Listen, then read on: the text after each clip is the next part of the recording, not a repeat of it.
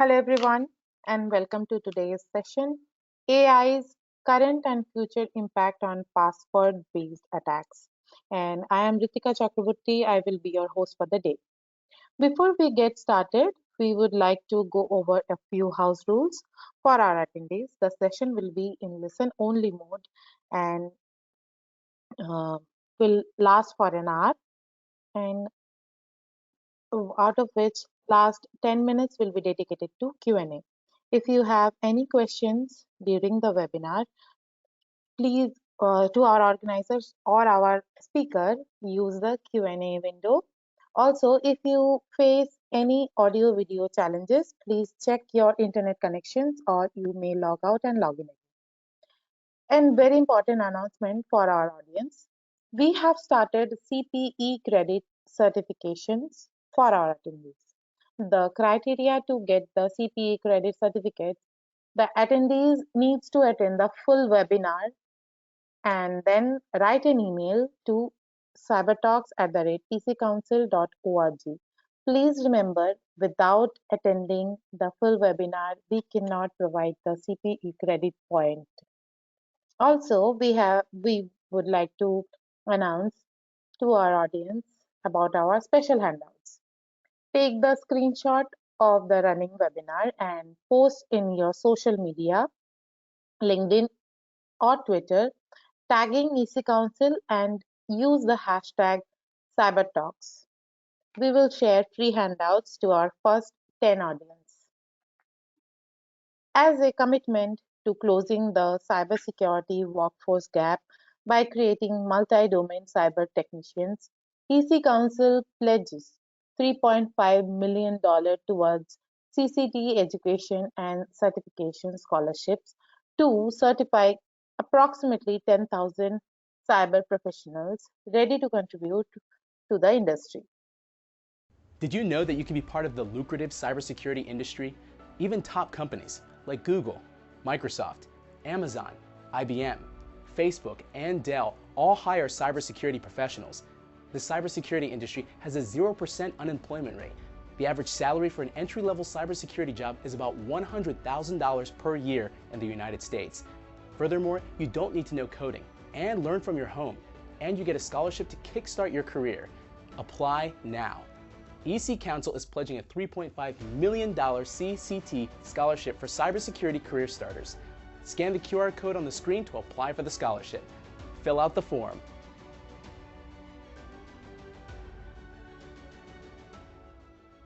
If you want to know more, kindly visit our website given in the chat section. Now about our speaker. Ricoh Danielson has extensive experience in handling cyber incident response, cybersecurity, information security, and privacy and compliance.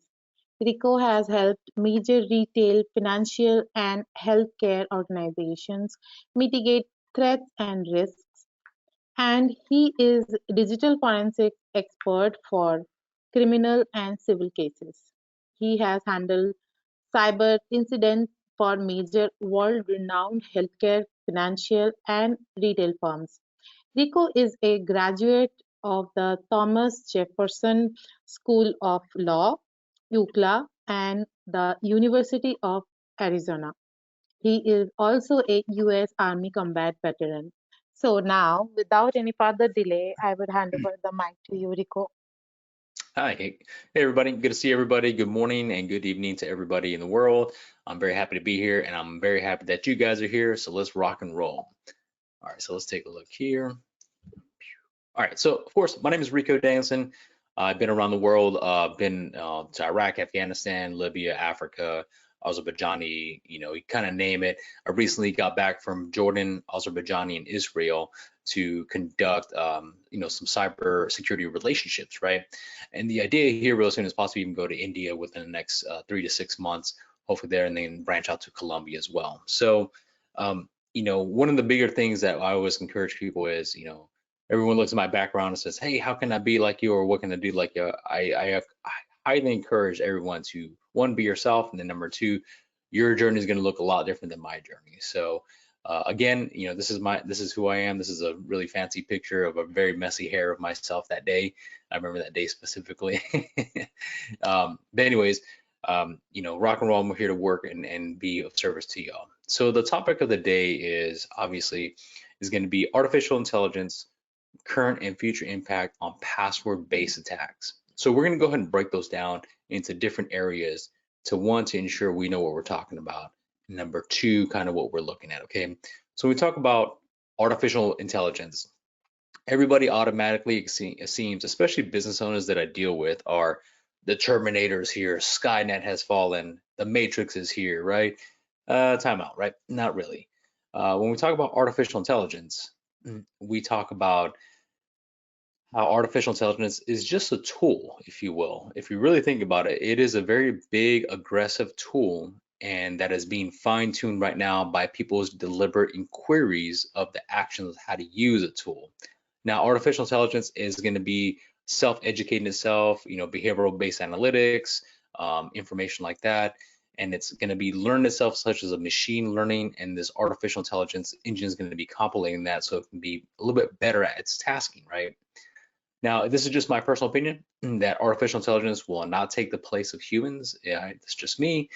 Maybe I'm being foolish, but it will automate certain things and it also create things. But when it relates to passwords, we have to understand that artificial intelligence and of its current state and its future state. Okay, but let's take it back a little bit further and let's look at the cornerstones of these things. In any cyber attack, any given cyber attack, passwords are a cornerstone of the cyber attack kill chain. Okay, and when we talk about that is, hey, how else are they going to launch their DDoS attack, or how else are they going to launch their credential stuffing? How else are they going to do a lateralization movement? All these things related directly or indirectly are the cornerstone of the cyber attack. Now, they come in many different forms, right? Artificial intelligence is going to try password spraying, password credential stuffing, scraping. I mean, you see different means, modalities, and methodologies all the time. Okay, and I understand that it's a pretty hard thing to follow, but same aspect, we have to understand it.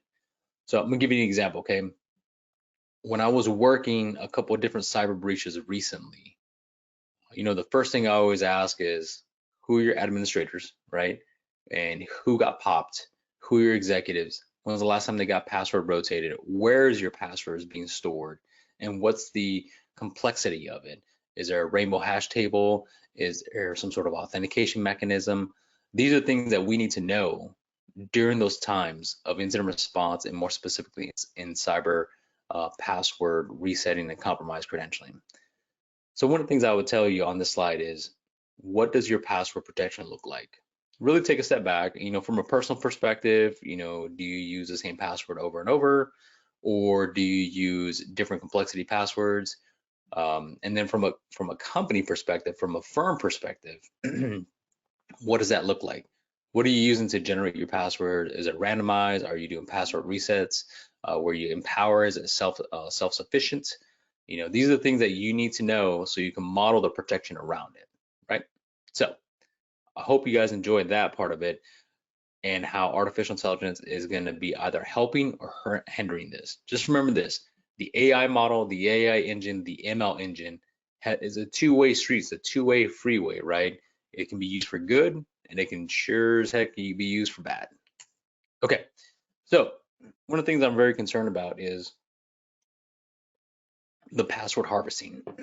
Now, sorry guys, I'm getting over a cold, so I apologize. Password harvesting is one of those things where the artificial intelligence tool can harvest these passwords and create these libraries so that they can run a dictionary attack.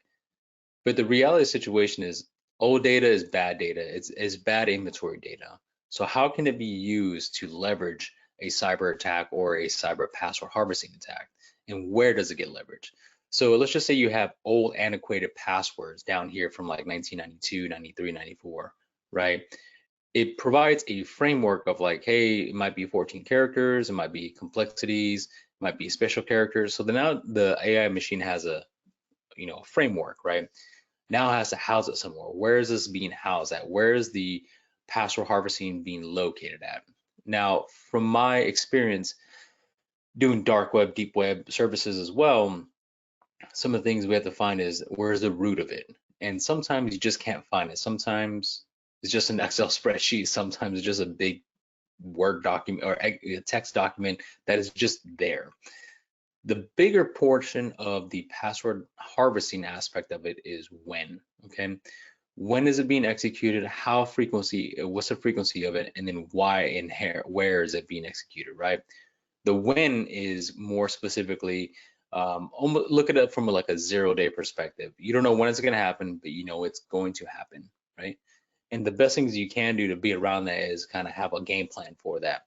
Whether it's rolling passwords, rolling Kerberos, self-administering password resets, or having multi-factor authentications, which means you have one multi-factor to get in here, and then you have another multi-factor to get in there. The most recent stuff that I've been seeing is password, also passcode. Okay, so you have your multi-factor creating, that's authenticating, and then you're enabling the password reset to be administered via a passcode, right? And I always put 1980 songs, right? The the hairspray band songs type deal. So if we go down to the second part is the how.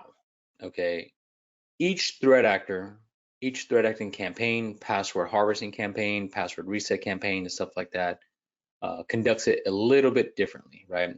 And the how and the where tells us a lot of which threat actor is using what. Okay, Fancy Bear, Maze Group, Mystic Snow Leopard, and all these different threat actors, right? BitLocker and stuff like that, or is it Lockbit? They actually have different means, modalities, and methodologies, which equate to TTPs and IOCs. Okay, this tells us a lot of information of what's going on, who they are. Now, the best things we can do is close the gap. Okay, in the military and the army, we have the three things called find them, fix them, and then forget them. But the last F word is a bad word, so we just change that out. Okay, so we got to find the problem. Okay, and we know it's a password directory. We know it's a password harvesting deal. Now we got to fix it. Depends on your circumstance of money, labor, and resources are going to be able to. That's going to be your methodology of how you're going to fix the problem. Okay. Now, if you're a really good sysadmin, or if you have a really good sysadmin, which I always recommend cybersecurity shops do, and also we as cybersecurity professionals should always be a good sysadmin and also a network admin, this will give us the empowerment to fix it on our own, or get a good stopgap of here's how we're going to fix it, here's why we're going to fix it, and here's our different tools. Okay. Now, you can go ahead and set it and forget it, or you can go ahead and reapply the 3 Fs again, find it and fix it again.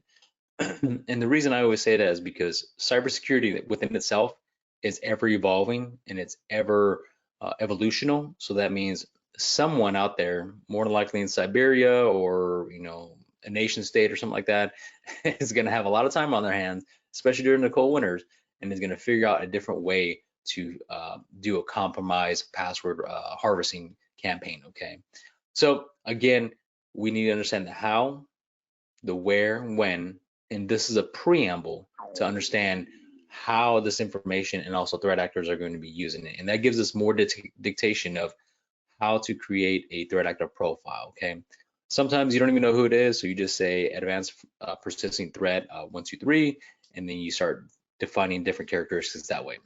The last part is the 3 Fs. Okay, find them, fix them, and forget them. Okay, you have to understand that find the problem, fixing the problem, and try not to forget it. Now, I think Spider-Man said it the best, okay, which was, with every power comes great responsibility, or something like that, right? Marvel magazine or Marvel comic books. Now, that being said, we have to understand that the power of AI and machine learning, more specifically as well, goes one of two ways, good and bad. Just as much as you're using ChatGPT or PowerPoint GPT or some sort of AI tool set, freeware, people are collecting that on the back end, understanding your model, okay? And also bad threat actors are like, hey, can you mirror that model and give me what it got, right? So they're understanding what you have, what information you put forward, and they're using it for bad. Now, what does good and bad look like? Now, you might use the power of AI for good of password complexity. Hey, what's a new trend of password complexity? It might be putting the characteristics first, it might be putting the characteristics last, it might be using different methodologies, different characteristics, just or none, right? Or it can just be elongated to from 14 to 16. Now, on the bad side is if I'm a bad threat actor, I'm going to use artificial intelligence to tell me, hey, what is the most recent trends of password resets and also password complexities? You see how it works there? With every good, there's a bad.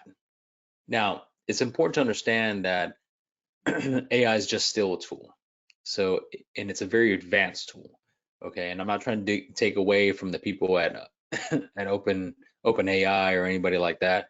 What I'm trying to tell you is, just like a DeWalt drill, it is meant to drill. Okay, AI is meant to do AI stuff. So you have to understand what is the best way to approach this and the best way to conduct these different attributes and stuff like that. Okay.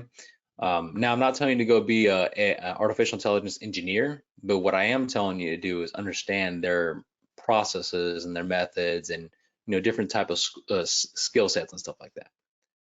Now, as we look at this right here, what I'm noticing is the last aspect of it is cyber threat intelligence. Okay, I apologize. Cyber threat intelligence is nothing new, but at the same aspect, it is something that needs to be refined, continually refined. There's a lot of manual process of researching of what your cyber terrorism might look like, specifically for your business, for your different, your different business lines, your different threat modeling, and whatnot. Artificial intelligence can be used to actually figure that out as well, to understand how you can best combat against. Yeah, so one of the things that you can possibly do is you can possibly use this to better facilitate a cybersecurity, terrorism proactive watch list or program or something of that matter. And what that means for you is you are going to be the driver of it. So that means one, you have to know how to engineer this thing. Two, remember, data in, data out, like food in, food out. So if you're getting bad data in, that means you're getting bad data out. And you as the, the threat intelligence analyst need to understand that one, this will help you remove a lot of the manual process and also will help you remove a lot of the non-needed steps. So one thing I want to do is go back to the slide real quick. Is the same Fs can be definitely applied in your CTI role, which is the cyber intelligence, threat intelligence. Okay, so what you're doing is you're finding the information, you're getting a fix on the information. Okay, and then you're empowering the artificial intelligence tool to conduct the research for you. Now, be very mindful of this. Artificial intelligence findings, results, and output are what you say they are, right? So that means a threat actor, this is a very long position, right? A threat actor could just be providing it a bunch of BS information. And the funny part is, so whenever you go try to do a threat modeling for your, your threat intelligence, you might just be getting bad information so that they can carry their attack. So what I would say is this is almost like a chess game. You need to be mindful of, hey, I might want to do some research, but also do some independent research over here so I have my threat intelligence ready for my board. I've seen it plenty of times. One of two things. One, threat intelligence is completely useless, right? Or number two, there's just not the right information. I remember doing a couple of different raids in Iraq where we had counterintelligence information. We're like, hey, we're gonna go get bad guy X, Y, and Z. And they gave us the wrong date, so we went out the wrong time. And then on top of that, we went to the wrong address. So it's like, hey, this information is critical, okay? Same thing applies in cybersecurity. If you don't have the right information, if you don't have the correct information, time, dates, threat actors, and stuff like that, information, you'll probably send somebody on a bad task, if you will. So we're gonna go backwards really quick, one more time, okay? So when it comes to different forms, shapes, and sizes, this is something I want you to take in consideration. So I have worked a couple of different incident responses for hospitals and big burger companies and stuff like that. And what I notice is that during the off season of your off season, remember the threat actor understands who you are specifically and your line of business. So what will happen there is they'll say, hey, like in America, we'll say, hey, we're gonna go ahead and wait and take Christmas, Thanksgiving off and whatnot. And all of a sudden you're gonna start seeing these password resets, password dictionary attacks and whatnot. So the best things you can do is understand your calendar and the threat actor's calendar. Chances are you have a good indication of who's going to be attacking your threat, your network or your password, right? Now, if you see a massive influx of password resets or password hits, that's your size, right? We had this thing in the military. It's the salute, right? Size, location, and extra, whatever. Basically, it gave you all the elements of your enemy. Same thing applies here. So you use the salute methodology to understand who the threat actor is, where they're coming from, the size, location, Unix, tactics, and communications, okay? So that's how you find them and that's how you fix them. So that being said, power, one of the things we have to be very mindful of is that as much as you're going to use the AI tool to conduct password hashing on the that's currently being used, which is totally fine. That sets the integrity aspect of it.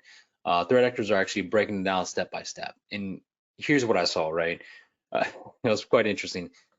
We saw a cyber research firm tell artificial intelligence, give me a ransomware attack. And of course it said no.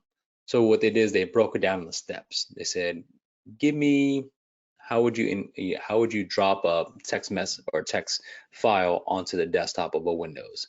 Okay, boom, did that. In this text file, do this, this, and this. Carry out a command line within the text file to conduct a BitLocker engagement or some sort of encryption.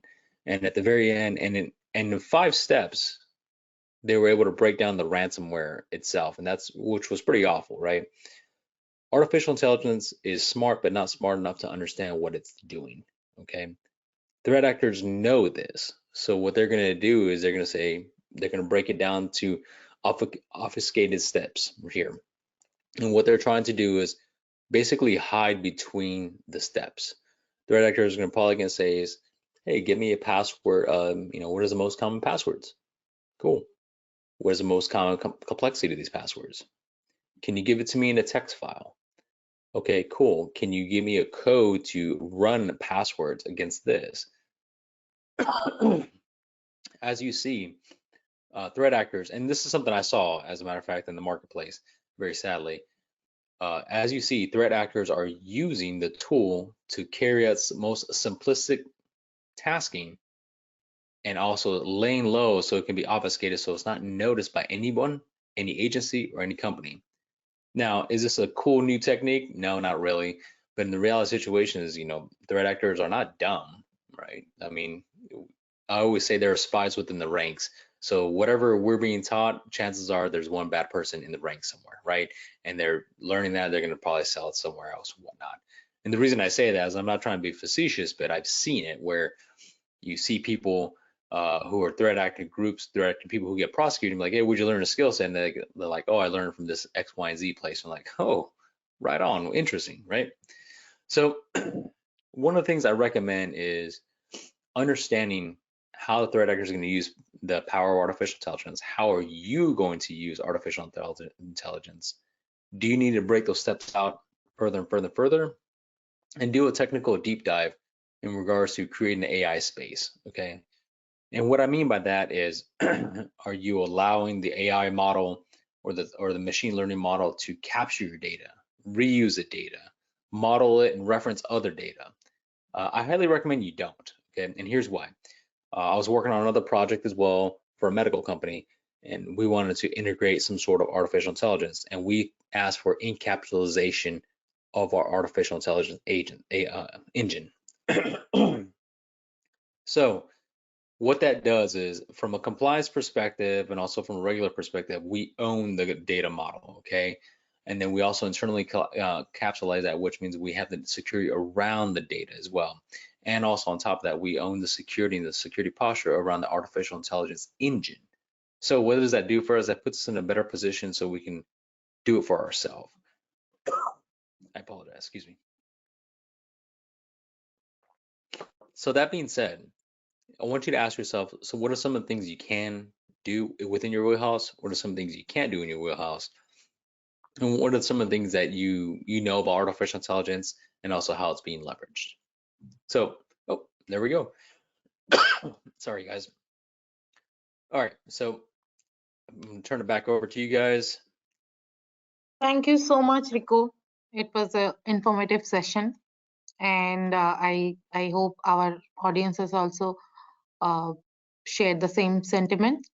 So, to our audience, please post your questions for the Q&A session in the Q&A box. Before we start the Q&A, today's webinar is in sync with our EC Council CEH certification. EC Council's CEH maps to many ethical hacking roles in the industry like security analyst, information security analyst, certified ethical hacker, security consultant, site administrator, and network management executives. Anyone with CEH certification is eligible for 18,000 plus number of immediate job openings with an average salary of 90,000 to $110,000 per annum. If you are interested to know more, kindly take part in the poll which is going to conduct right now.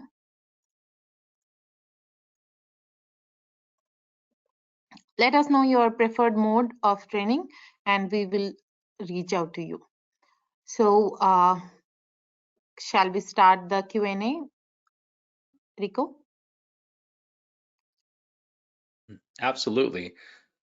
So let's do the Q&A. Let's get to it. Sure. So our first question is types of incident attacks, especially password attacks. Yeah, so there are different types of dictionary attacks. There are type of library attacks, password spraying, and stuff like that. Some of the things that you have to be very mindful. Let's just say you're in a big organization like a bank, a retail shop, or a Charles Schwab or something like that. Okay, you should have the different tools and also processes in place to do a massive password reset for your users and your customers. That's going to be your best deal. Now, if you're in the moment of an incident, right, at the moment of incident and you're hitting the ground running, here's what I always suggest is you do the password reset and then you do an additional password reset. You implement multi-factor authentication and then you do the password reset, wait 24 hours and do additional password reset. Here's what's going to happen. One, it's going to cause a very much of a big frustration of a of user experience. It is what it is. But that's the problem with incident response is that you're running 100 miles an hour trying to work with everybody. Okay, so the best things you can do right there is just continue to password reset. And what you're trying to do is get the threat actor on the outside. Okay, that's your best bet on that one.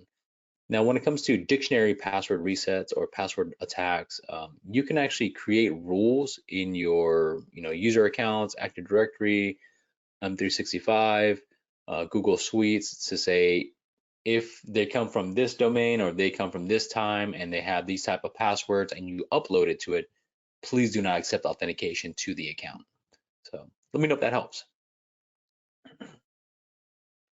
Thank you, Rico. So our next question we are taking. Following advancement of technology, AI in particular, where do you see the third world countries? So that's a really good question. That is a very fascinating question. So third world countries are going to actually may even have a competitive edge, right? So think about it. The US superpowers and whatnot, we are creating and incubating AI, right?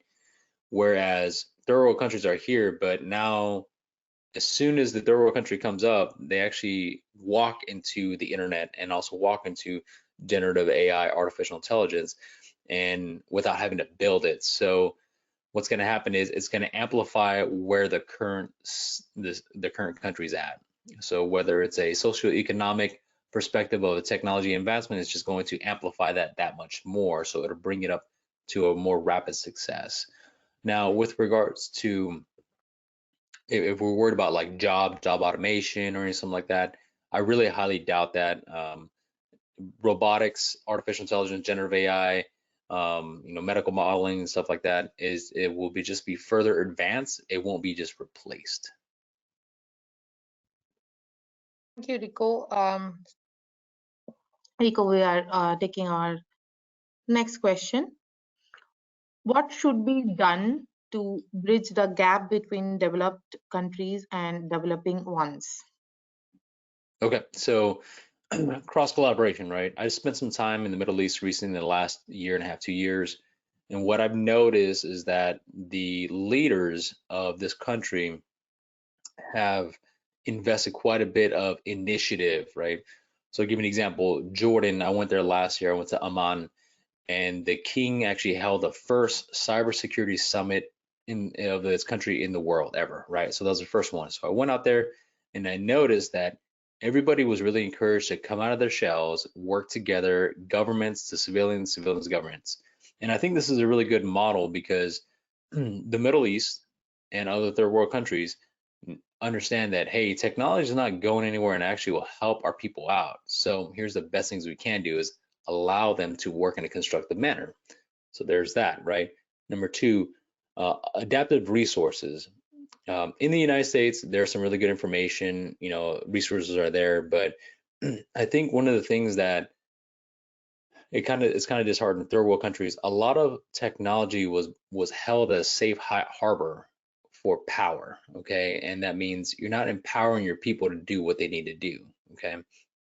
So what I think is going to happen here is they need governments and third world countries need to just let go of the power and give it to the people and say, hey, here, go forth and innovate, create something good for the country so we can thus forth go back and forth and collaborate in that nature. That's what I think is going to happen, and I see it happening. Some countries are going faster, like Saudi Arabia, Dubai, Qatar, Azerbaijan, and also Jordan and Israel they see it. They're kind of like maybe 2 years late to the game, but they're going ahead of the head of the curve. India has been very innovative and also welcoming of technology. Sri Lanka, same thing as well. Malaysia has always been the forefront. China, same thing. United States at the forefront. But there are different countries that should step up a little bit more, such as the rural parts of Afghanistan or Iraq or Northern Africa and stuff like that.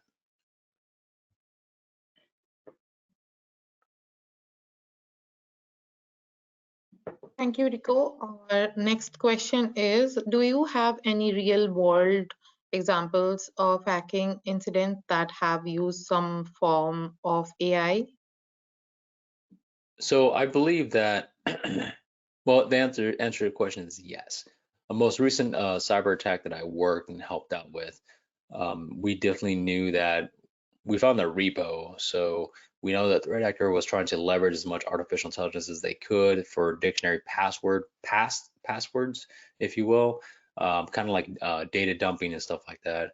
We definitely saw some different attributes, TTPs and IOCs that the threat actor leveraged for that, which was pretty interesting. We now know, one, threat actors are lazy.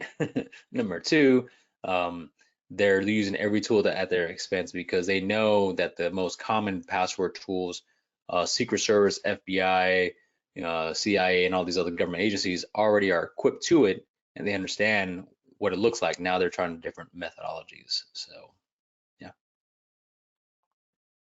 Okay. Our next question is, are there any tools you recommend for global passwords resets?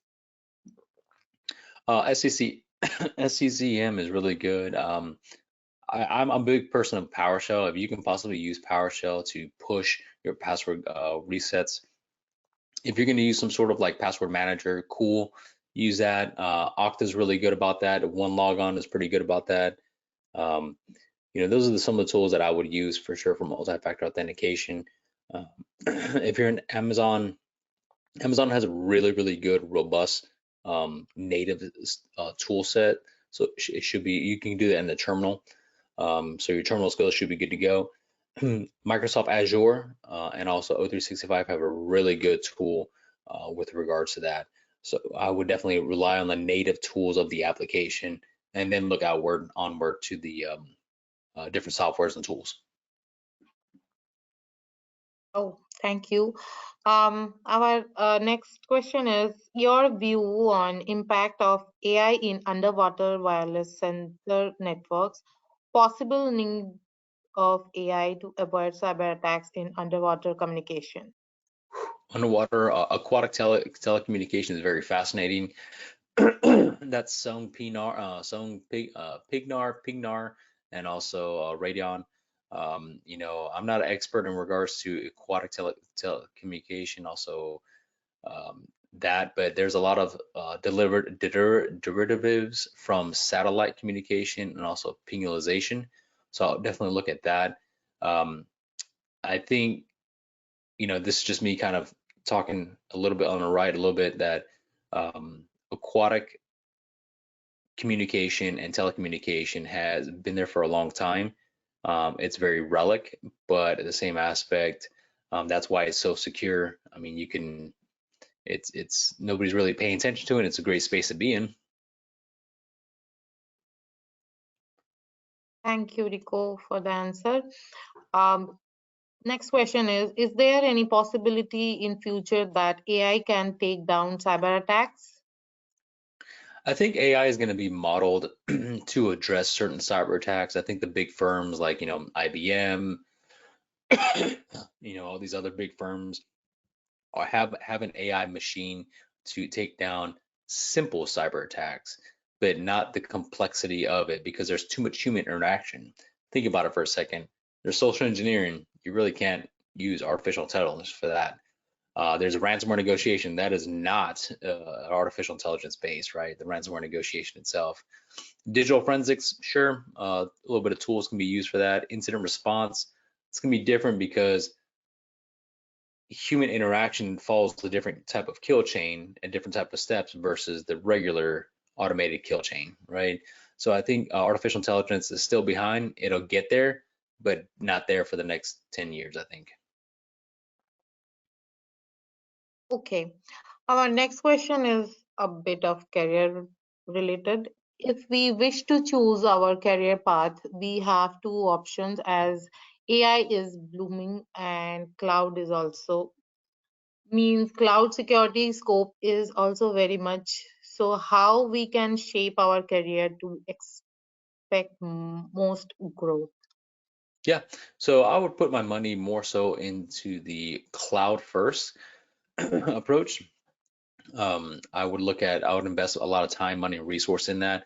Everyone's going to the cloud and also will be going to the cloud. I think King Abdullah and also one of the princes of Saudi Arabia said that they would like the whole country in the cloud by 2024, which is 3 months away, 4 months away, right? That's a pretty aggressive thing. So that being said, world leaders are investing the money into it. And the best things we can do is be there when the opportunity approaches it. Now, will it be 2024? Probably not, right? The first part of the question was, artificial is a doom and gloom. I don't think so. I think artificial intelligence is something that is needed, that has always been there since the 1960s, and now it's just being rebranded, more robust, more attention is being put into it so it can leverage more tools, right? It's just like the calculator, okay? I don't know about y'all, but I actually had a Texas Instrument calculator a long time ago, and it had all these cool buttons and whatnot, and come to find out that you can actually do this on your iPhone now, right? So same premise applies. That's how I view it. Okay. Our next question is on threat intelligence. Do AI tools like ChatGPT feed in alerts to corporate on malicious queries? So remember this. This is a really interesting legal debate I was part of recently. Um, Artificial intelligence, they're like, hey, we're just a data lake. We're just going to gather information. What is done with that, whether for good or bad, is really upon the user. Now, the legal argument for the world courts was, um, well, if there was no data lake in the first place, there would be no evil, right? But at the same aspect, if there was no data lake, there would be no artificial intelligence. So which one comes first, the chicken or the egg? So you have to be very mindful of that. Um, some of the things you can do now is when artificial intelligence came out, it was data, data, data. Now it's like, I want my data to be controlled in this environment, in this geolocation, in this region. So those are some of the things that you can do. Now you have more empowerment based upon compliance, state, federal, and also federal regulations saying, I need to control my environment, and this is how I'm going to do it. Thank you, Rico. Our next question is, how is AI currently being utilized to enhance cybersecurity and mitigate password-based attacks?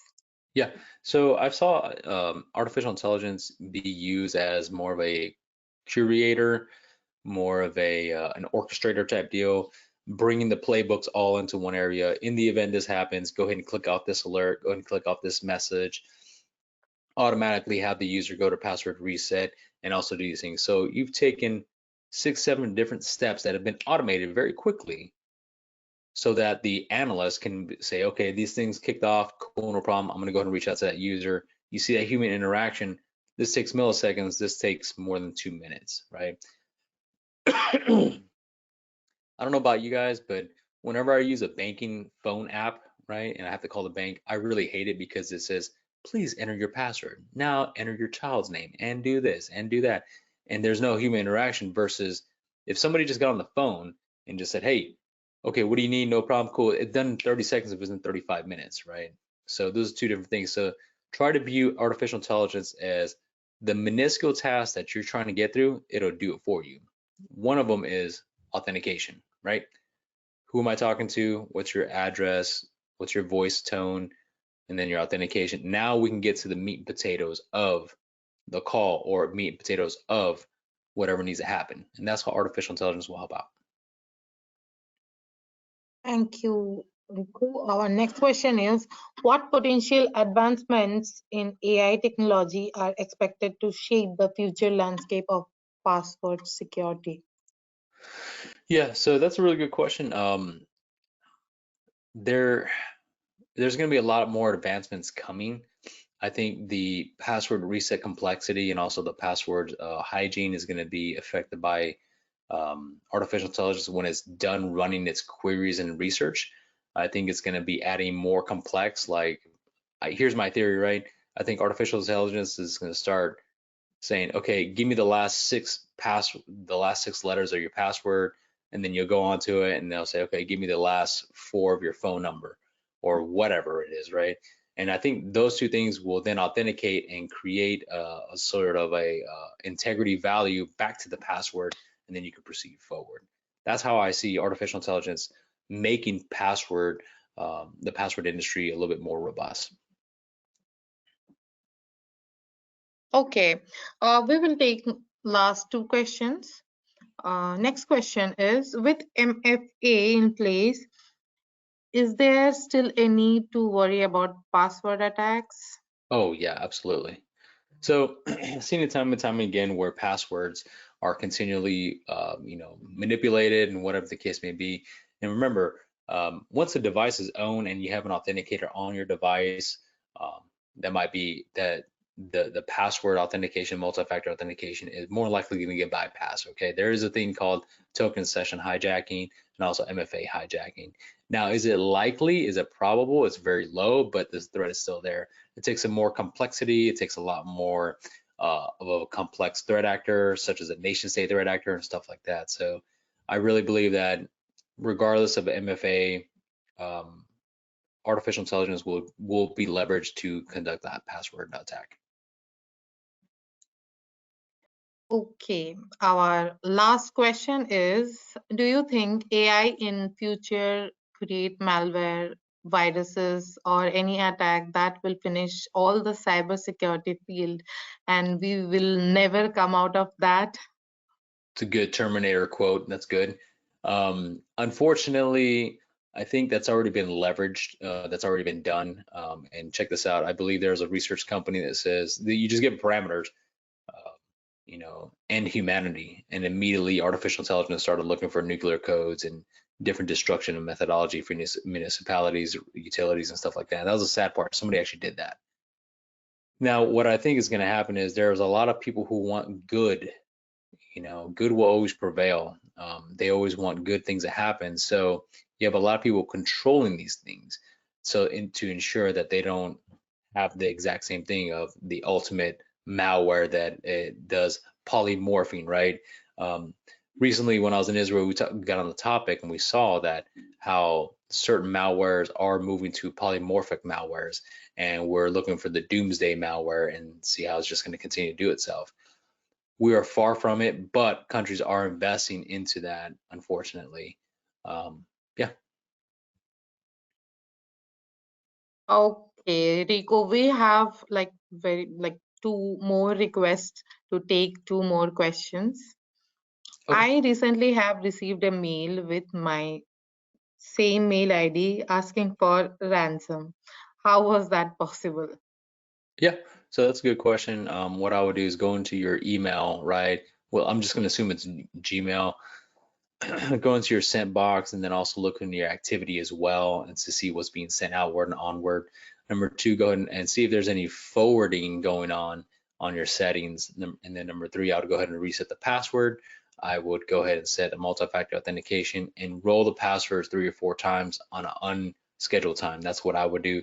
More than likely, you are being compromised and you have been compromised. Yeah. Interesting, actually. So, our last question, do you have any concerns regarding the union of quantum and AI? So the unification of quantum and AI, that I think that's inevitable. So I really believe that artificial intelligence on the back end is setting the foundational items to create a quantum computing. Quantum computing has always been there. I think it's not necessarily a threat, but it's actually an advancement. As soon as quantum computing is solidified, which is almost there, then the higher complexity world problems that we have been unable to solve will more likely be solved.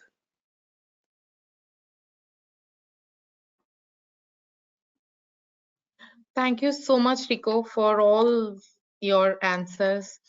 And though you are not well and traveling continuously, you have actually given us time, and this session was so informative. Thank you so much. Thank you. Before we conclude, thank you. So before we conclude the session, do you have any message for our audience? Yeah, two things. One, be your own first responder. Always go out there and just make sure you're just engaged in cybersecurity. Number two, just because there's a new kid on the block starts artificial intelligence doesn't mean it's going to take your job. Think about this: it's a new kid on the block. Nobody knows how to use it. Nobody knows how to curate it or form it. Why don't you be that person and then make yourself a business opportunity right there? There's always money to be made in this industry.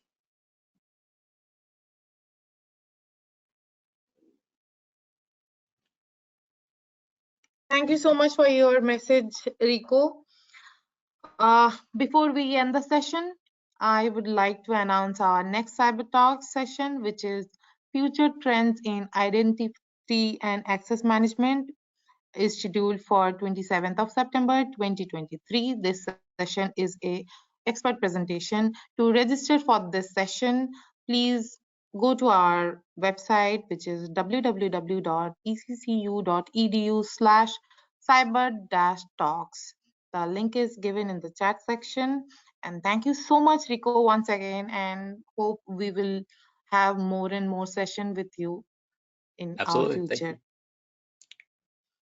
Thank you. Thank you all. Hope to see you all on 27th of September. And with this, we are ending the session. You all may disconnect your lines. Thank you.